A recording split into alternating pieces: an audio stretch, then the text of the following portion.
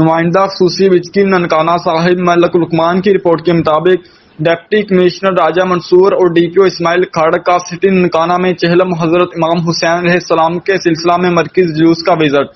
دوران وزٹ جلوس کی سیکیورٹی ڈیوٹی کرنے والے افسران اور جوانوں کو چیک کیا، سیکیورٹی انتظامات اور دیگر فاصلی انتظامات کا جائزہ لیا۔ دوران وزٹ جلوس کے روٹ اور لنک گلیوں کی سیکیورٹی بھی چیک کی اور منتظمین سے ملاقات کی۔ وزٹ کے دوران تمام افسران اور جوانوں کو سیکیورٹی ڈیوٹی کی اہمیت اور الرٹ ہو کر ڈیوٹی کرنے کے متعلق بریف کیا۔ ڈی پی او ننکانہ کا کہنا ہے کہ چہلم حضرت امام حسین علیہ السلام کے مجالس اور جلوسوں کی سیکیورٹی ڈیوٹی کو یقینی بنانا ضلعی پولیس کی اہم ذمہ داری ہے۔ دوران visit D S P circle Nankana Muhammad Usman اور D S P traffic Muhammad Akram اور ایس ایچ او تھانہ سٹی ننکانہ عبد الخالق بھی ہمراہ تھے۔